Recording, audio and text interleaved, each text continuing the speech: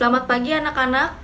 Nah, sebelum kita memulai pelajaran kita pada pagi hari ini, alangkah baiknya kita memulainya dengan berdoa terlebih dahulu. Berdoa dimulai.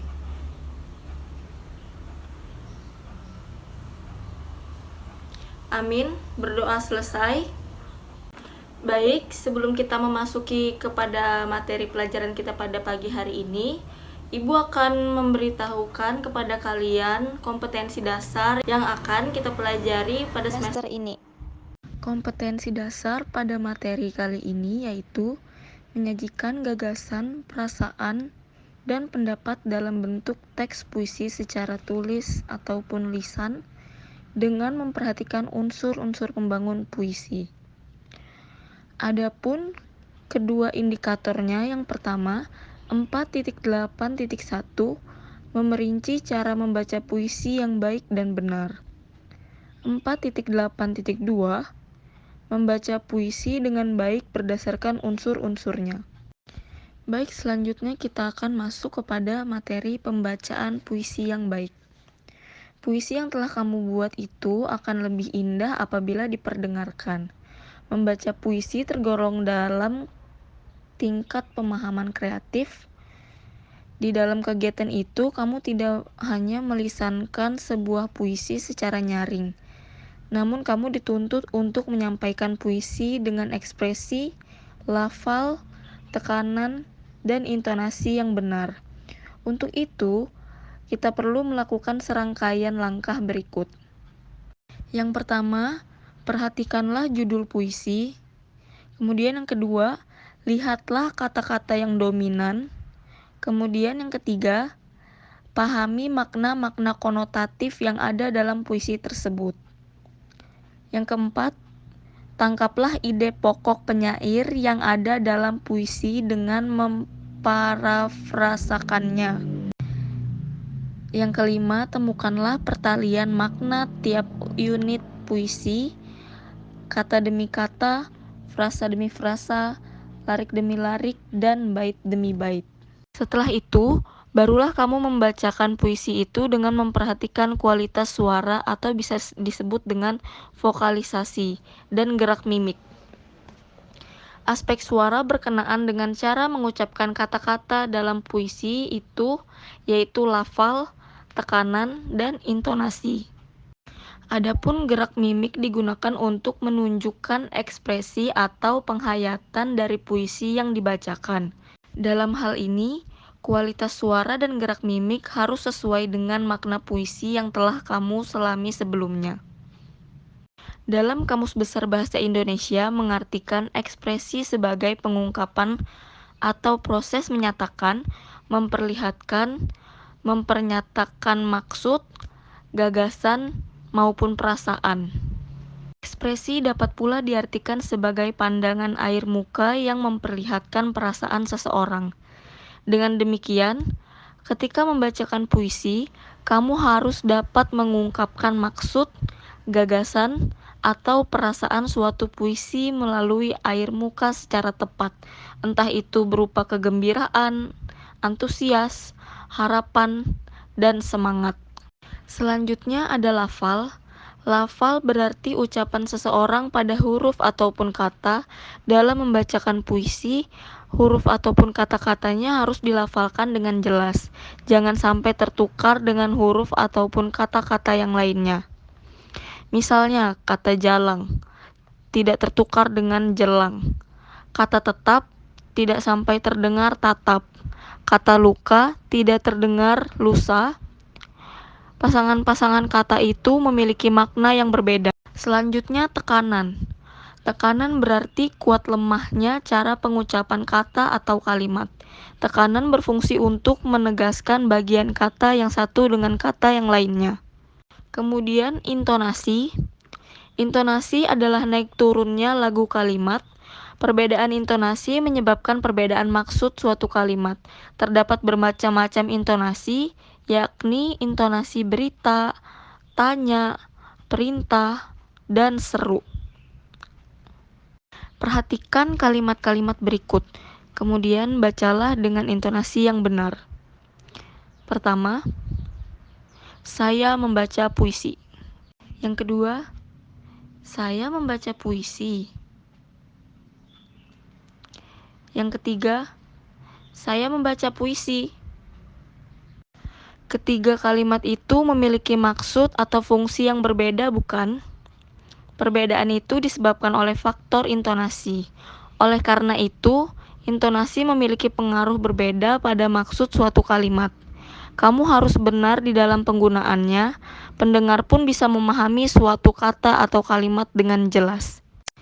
Perhatikanlah contoh pembacaan puisi berikut ini. Karya W.S. Rendra.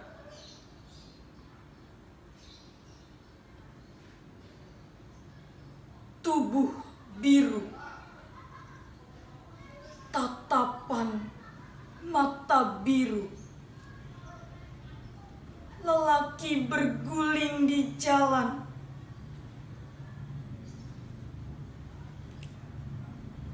angin tergantung, terkecap pahitnya tembakau, bendungan keluh dan bencana.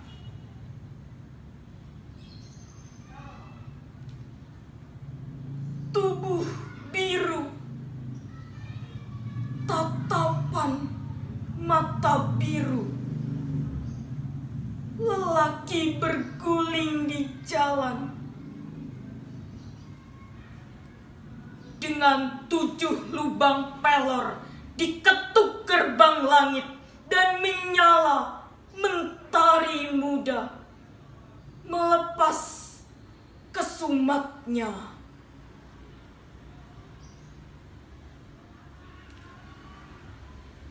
Gadis berjalan di subuh merah dengan sayur mayur di punggung.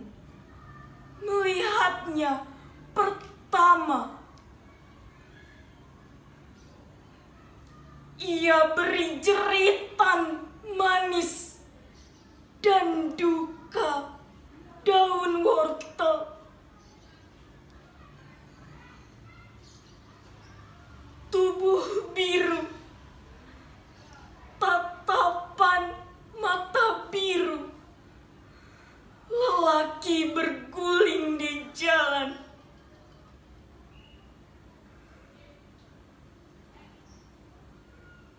Orang-orang kampung mengenalnya, anak janda berambut ombak, ditimba air bergantang-gantang, disiram atas tubuhnya.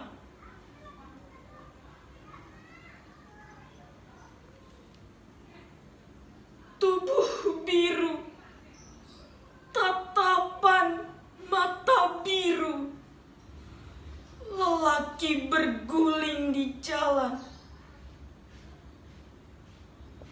Lewat gardu Belanda dengan berani, berlindung warna malam. Sendiri masuk kota, ingin ikut ngubur ibunya.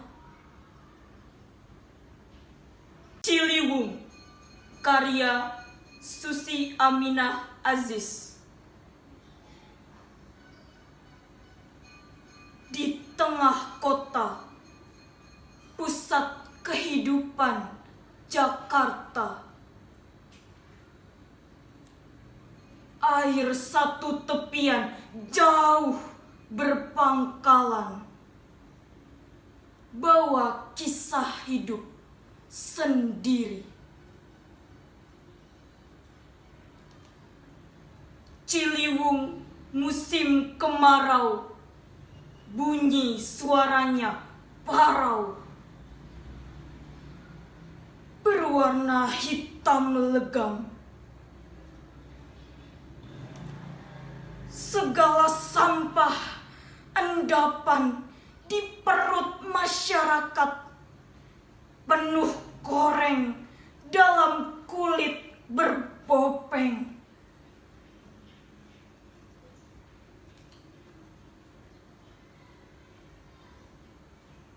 ada suara tangis tak berkesudahan,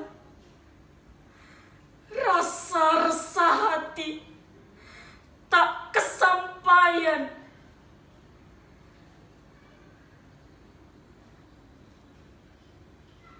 Musim hujan, air pasang menggulung, Ciliwung pun meraung-raung menampung tumpahnya air.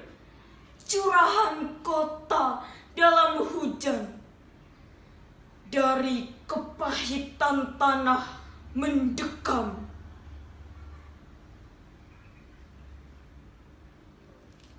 Langit pun hitam semakin buram, dari mendung yang datang melanda menyapu kotaku yang didera kesibukan.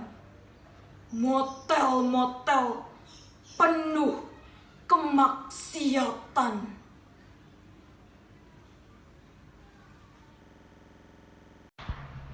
Kesimpulan materi kita pada video kali ini yaitu pada pembacaan puisi yang baik dan benar, kita perlu melakukan serangkaian langkah. Yang pertama, perhatikan judul puisi. Yang kedua, lihatlah kata-kata yang dominan. Yang ketiga, pahami makna-makna konotatif yang ada dalam puisi itu. Yang keempat, tangkaplah ide pokok penyair yang ada dalam puisi dan memparafrasakannya.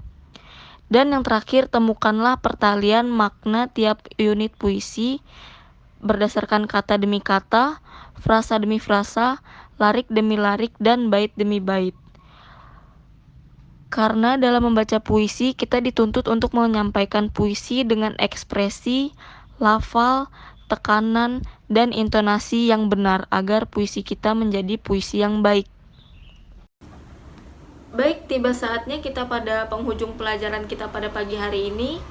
Ibu harap kalian bisa memahami materi yang telah Ibu sampaikan melalui video ini, dan Ibu harap kalian baca kembali materinya serta tonton kembali video ini agar memudahkan kalian dalam menjawab tugas yang telah Ibu berikan.